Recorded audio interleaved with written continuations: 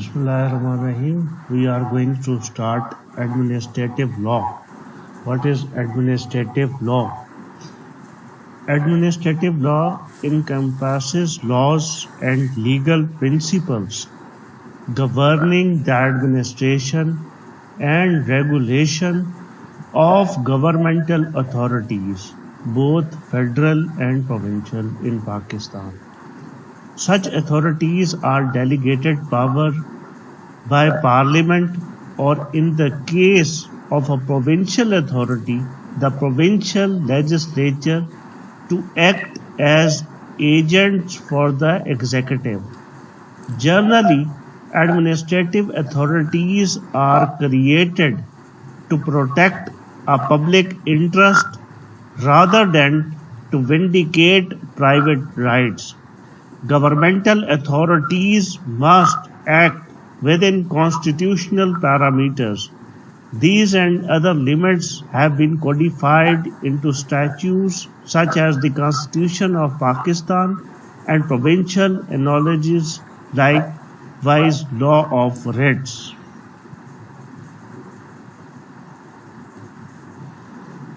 What is administrative law? To comprehend this, point is कि the Constitution of Pakistan 1973 जो है वो हमें प्रिंसिपल्स प्रोवाइड करता है, इंस्टीट्यूशंस प्रोवाइड करता है, लेकिन उन इंस्टीट्यूशंस की आगे फर्दर वर्किंग के लिए डेलीगेटेड लेजिस्लेशन रिक्वायर्ड है. तो एडमिनिस्ट्रेटिव लॉ जो है वो एक डेलीगेटेड लेजिस्लेशन है कि इख्तियारात दिए गए हैं इंस्टीट्यूशंस को कि वो अपने आप को फंक्शनल कर सकें और अपना एक ऑर्गेनाइजेशनल स्ट्रक्चर बना सकें कि who would be answerable to whom.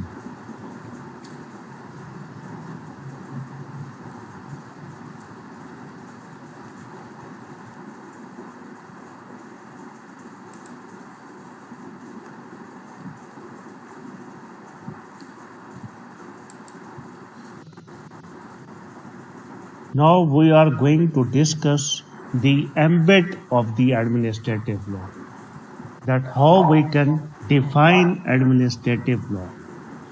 A branch of a public law governs the relationship of the state and its citizens. Branch of public law. Now what is public law?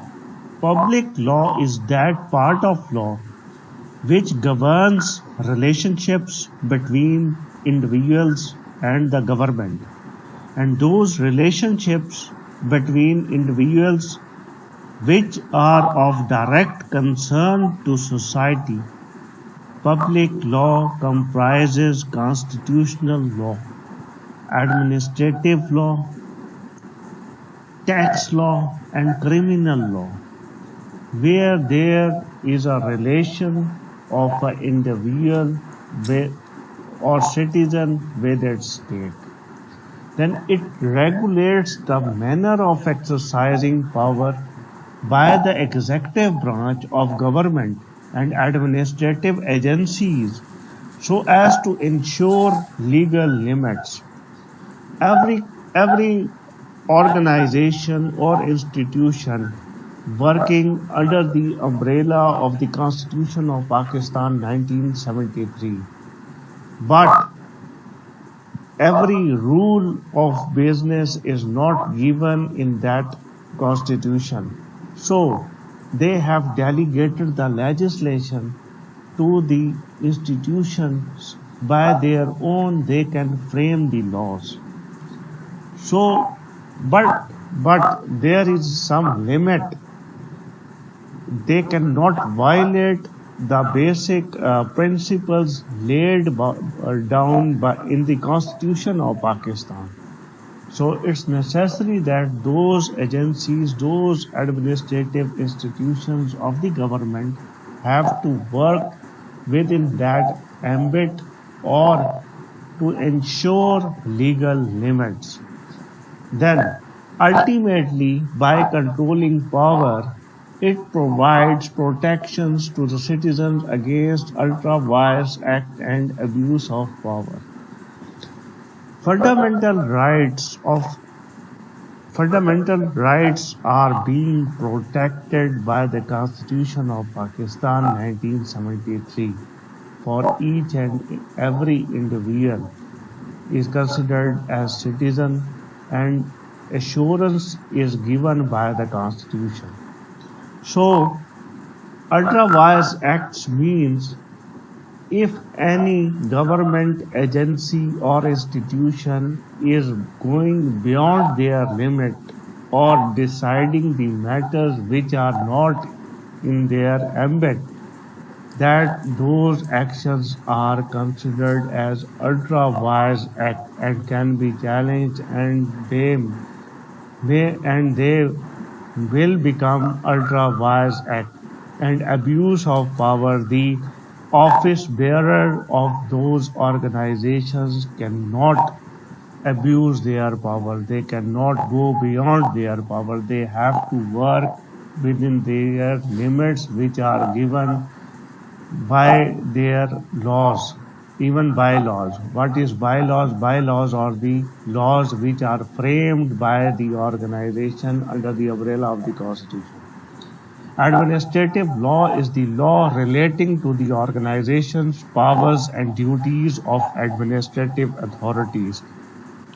When officers work within the organization, they they have certain powers and duties, but they have to work according to the rule of business. It is the law relating to the control of government powers, relevant to government machineries, functionaries. It determines the organization's powers and duties of administrative authorities.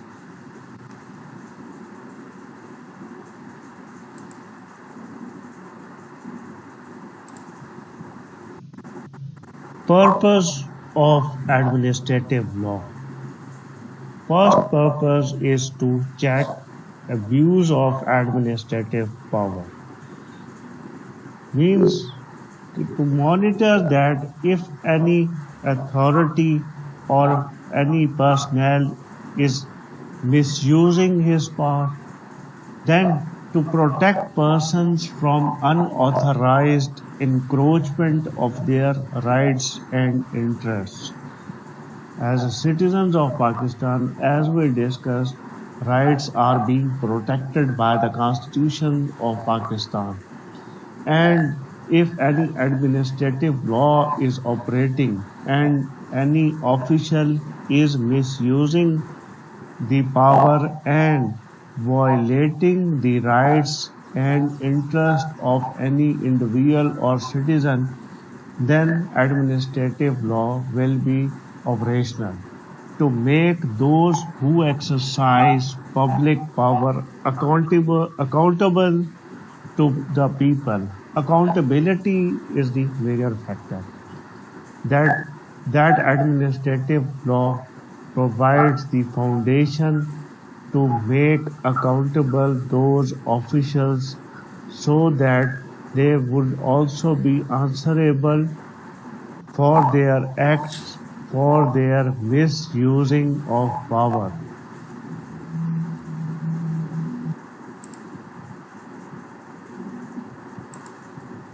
The sources of administrative law. First one is legislation. Legislation through parliament. The parliament allows the institution to frame their own laws, to regulate their authorities, to regulate their.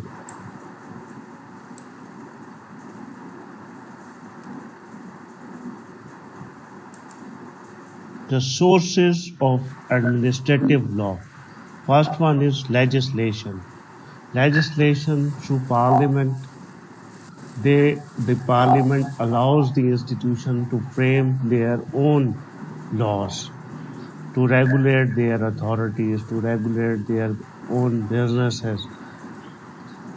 Then second one is unwritten law.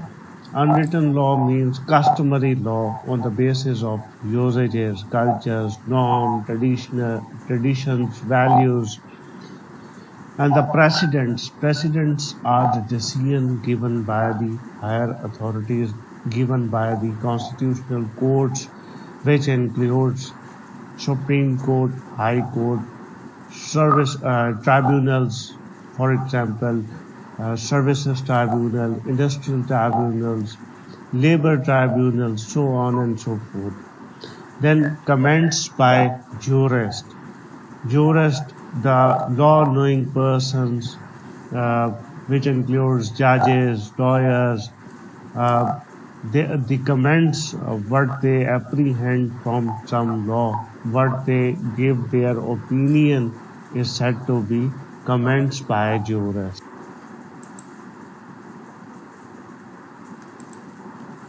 We are discussing about the administrative law, uh, which is which is exercised by the government institutions. So, important point is what is government? Government comprises of three main pillars. That includes legislative power, executive power, and judicial power. What is legislative power? Who are considered as legislative body? The parliament is considered as legislative body. Parliament comprises of again three pillars. First one is National Assembly, then Senate, and third pillar of Parliament is President of Pakistan.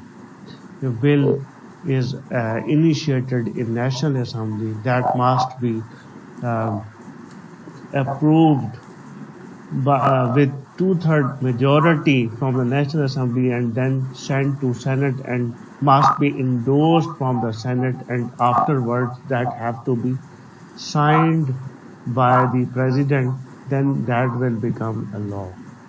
So legislation is required. Legislation is a one of the main pillar of the government. Then executive power. Executive head in Pakistan is Prime Minister.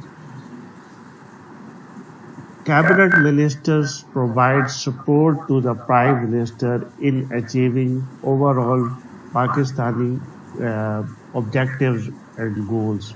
And for cabinet ministers, secretaries of the ministries working working in that particular ministries, departments, institutions, they are considered as bureaucrats.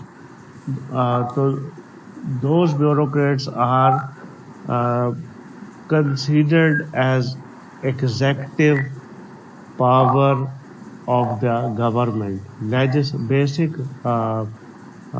basic objective of the legislation is to frame the law, enact the law, and executive power is to implement those laws which are framed by the legislature. And judiciary is the custodian of the laws enacted by the parliament, and if that is not made properly or violate the violate any term or condition or clause of the Constitution of Pakistan, or violate anything which is not according to Quran and Sunnah, then judiciary have the power to take the judicial review. They can make that law null and void. And in implementation issue, rights of the citizens are being violated by the executives if they are misusing their authority power. Then judges are the custodians. They can take action. They can decide the matters. They have power to do so. Essential function is resolve disputes between the parties, and constitutional courts when decide the matters. Previously we have discussed that they will become precedents. Precedents are those which are binding on the lower courts, that onward when lower courts will decide the matters, they will have to decide the matter as per rule made in that precedent made by the higher courts.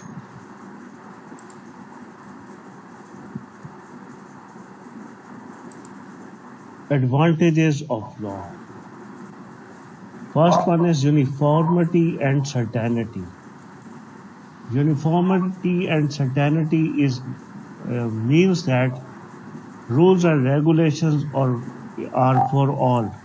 They are in a uniform manner, and everyone have to act upon accordingly, according to the rules and regulations which are laid down in the book. Equality and impartiality means that there is no discrimination for anyone, for any person. When laws are codified or laws or regulations are made, each and every person must abide by those rules and regulations. Protection from errors. When everything is in black and white, it will become error free, because you have to write those laws with some proper knowledge, with some conviction, with some proper apprehension. Without that, you cannot frame any law. So it protects you from errors and ambiguities.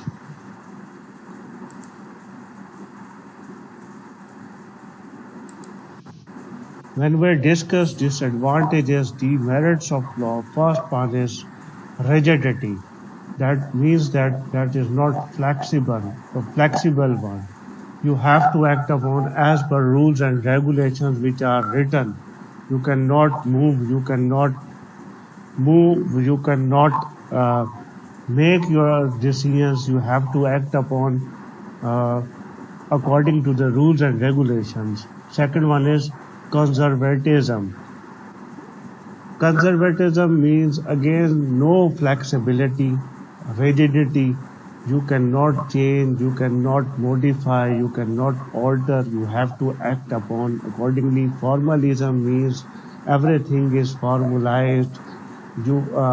Formalized means everything is in black and white. You have to act upon accordingly without taking your decisions or without any modifications.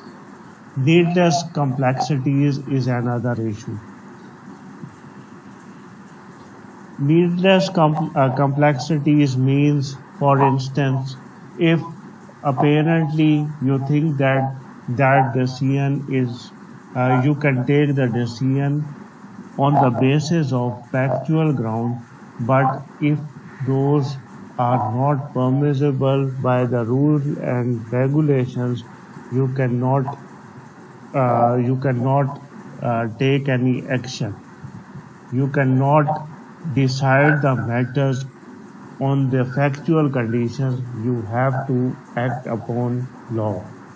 So some are the complexities, ambiguities due to the rigidness of law does not allow you to take the decision on your own. That can be a disadvantage in some certain conditions.